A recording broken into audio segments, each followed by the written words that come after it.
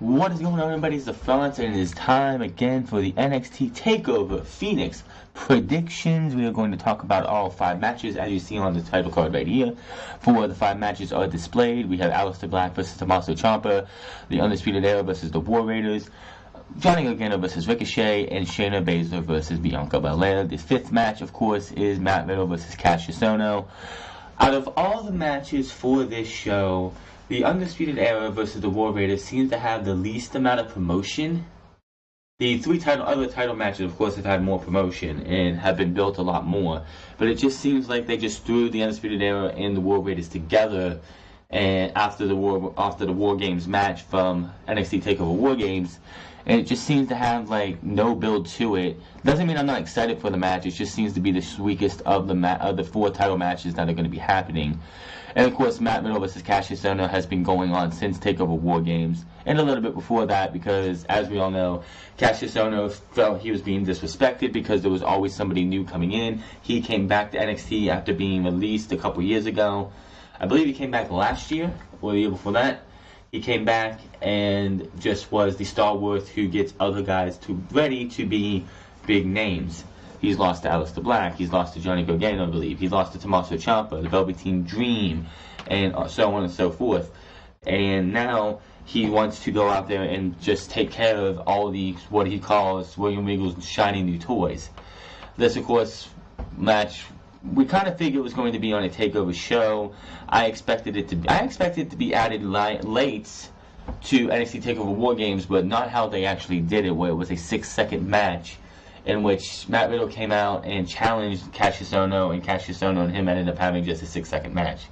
And of course, the final NXT of the year last year, I believe it was the first NXT of the year, they had Matt Riddle versus Cassius Ohno in a match in which Cassius Ohno lost, but Cassius Ohno then beat down Matt Riddle and made it so he was in storyline not clear to compete.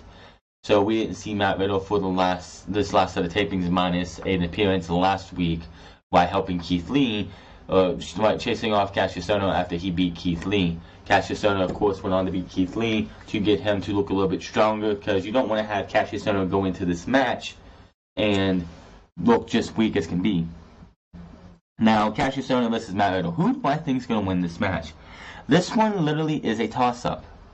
You've had Matt Riddle lose in 6 seconds. You've had Matt Riddle beat Cassius Ohno in 6 seconds. Then you had him beat him in a more competitive match. Could I see Cassius Ohno getting the win on this takeover?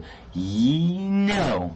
I say it's going to be Matt Riddle. Matt Riddle, they have big plans for. Cassius Ohno really has nothing else to do. I honestly think it's time for Cassius Ohno, because they really have nothing left for him to do down there. I can see him moving up to the main roster just to have as another hand up there. And quite honestly, as I mentioned on my Tuesday SmackDown Live review, there were no NXT call-ups on SmackDown this week, so it makes me believe that maybe Monday Night Raw, all the NXT call-ups are going to Monday Night Raw. Maybe Nikki Cross, Lacey Evans, EC3, which, why is he a mute? And Heavy Machinery is all going to Monday Night Raw, because quite honestly, they need the talent over there, because they're lacking so much, because it's every week, same match after same match after same match. Having 6 superstars or 5 superstars added makes it spreads it out. So maybe after the Royal Rumble, we'll see Aleister Black, Cassius Ohno, Shayna Baszler all moving up to SmackDown Live. As we all noted, Fox wants Ronda Rousey on SmackDown when SmackDown comes to Fox later this year. So it wouldn't surprise me if Shayna Baszler is on SmackDown and then SmackDown gets Ronda Rousey later on. So I say Matt Riddle is going to beat Cassius Ohno, and this could honestly be Cassius Ohno's swan song in NXT. He shows up in the Royal Rumble, and then he goes to SmackDown Live. One of the matches I think can steal the show, Johnny Gargano versus Ricochet for the North American Championship. This match is going to be absolutely fantastic. Will this beat out Andrade Cien Almas versus Johnny Gargano from NXT Takeover Philadelphia last year at this same time? I honestly don't think so. That match is going to be kind of hard to beat for an NXT event, especially Takeover. And, of course, Johnny Gargano tried 3 times with Tommaso Ciampa, and I still think maybe they did it once, but I don't think that you're going to beat that match hardly at all. But these two are still going to put on one hell of a match, and I expect this to be like the match that everyone's going to be talking about as we get through this. Do I see Johnny Gargano beating Ricochet? Absolutely not. Johnny Gargano, there are bigger plans in the works for Johnny Gargano when we get to NXT Takeover Brooklyn 5 in WrestleMania weekend, and him being North American Champion would make absolutely no sense. Him losing to Ricochet would be a feather in Ricochet's cap, and it would push towards, and you could see Johnny Gargano emotions getting the better of him, and Ricochet takes advantage of that, and again, Ricochet retains the NXT North American Championship in a one hell of a match, and could probably be match of the night. War Raiders versus the Undisputed Era of Roderick Strong and Kyle O'Reilly. We have not seen Roderick Strong or Kyle O'Reilly, I think, for the last 2 weeks. I know we didn't see him yesterday on the NXT at NXT TV because they were quote unquote training for their match against the War Raiders. This should be another decent match. These two teams can, even though a lot of people outside of the NXT bubble will probably think, oh, Hanson and Rowe are 2 big burly men, they're not going to be able to work, but these guys can move, and move as quick and as fast as the Undisputed Era's Roderick Strong and Kyle O'Reilly. This should be another, every single one of these matches on this card on this Saturday should be excellent and awesome. Do I see the War Raiders winning this tag team title match? I honestly think they probably could. This one's probably going to the War Raiders. Could they win the championships right now? Maybe not. Maybe it's a DQ finish and this storyline continues up until we get to Takeover Brooklyn 5 and we get another match between these two teams, because the Undisputed Era cheated to keep their titles. They lost, but they keep the titles by a fuck finish. So I'd say War Raiders will win the match, but they won't win the titles because a chair or something will get involved to preserve the titles. As Adam Cole has said multiple times, 2019 will be the year that the Undisputed Era all 4 hold gold. Right now, Roderick Strong and Kyle O'Reilly are the tag team champions. Bobby Fish could be the next one going for the North American Championship at TakeOver Brooklyn 5. Maybe him and the Velveteen Dream will feud over that to see who's going to face Ricochet at NXT TakeOver Brooklyn 5, maybe we could get a triple threat match with Bobby Fish and Velveteen Dream versus Ricochet in a triple threat match. That would be great. So I say War Raiders win, but do not win the titles. Shayna Baszler versus Miss EST herself is undefeated Bianca Belair. This match, if they ban Jessamine Duke and Amina Shafir from ringside, I still think Bianca Belair will come out the winner. Shayna Baszler, quite honestly, has done everything she can do in NXT. She is a 2-time NXT Women's Champion. She has beaten pretty much everybody else but Bianca Belair.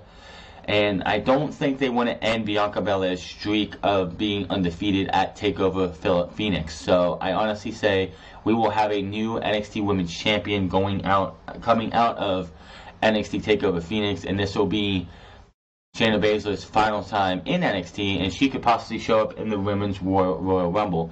There are about 4 or 5 slots, I think 4 to 6 slots of the Women's Royal Rumble that are not covered yet.